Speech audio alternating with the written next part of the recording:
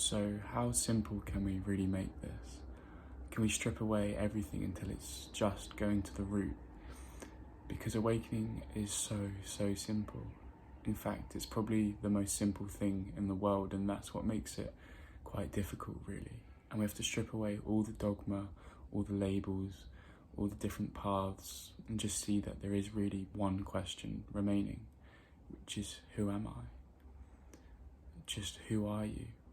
It's just one simple fact of suffering, is that you feel like a separate self, that you feel separate from the rest of the environment, from the rest of the universe, until there's no subject and object.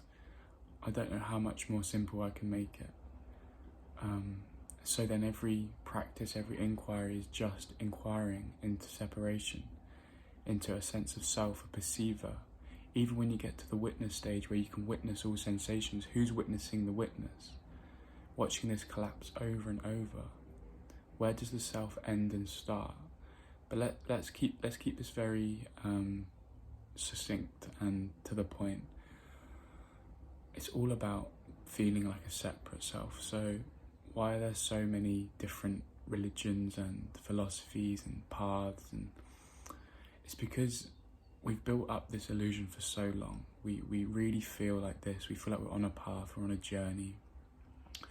And so the conditionings are so strong that they really seep into our body. The sense of being separate is in the sensations, it's in the visual field, it's in our very core of our experience. We must feel like a subject in order to perceive and move through a world and get jobs and things. So it must take time for this to almost like a train. Once the fuel's gone, that's fine, but the train will still keep moving with momentum. So the ego really is just, at that point, a ticking time bomb. It then just dies away.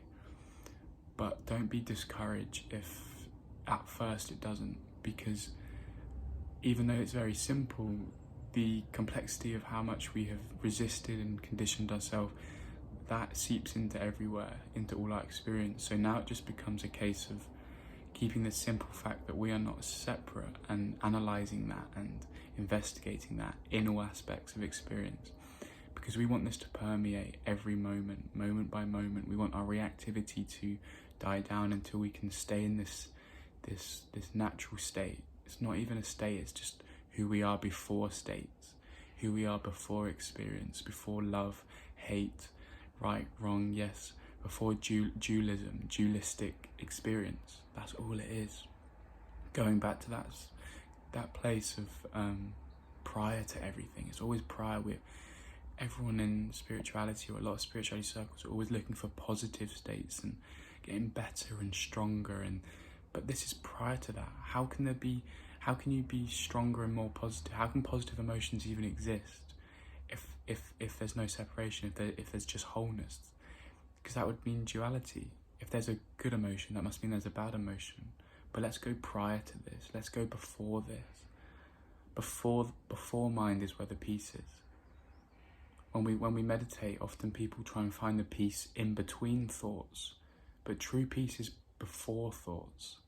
Thoughts can come and go, and we are beyond that. Yet we are no different from it. Everything is so intimate. Yet we are beyond everything.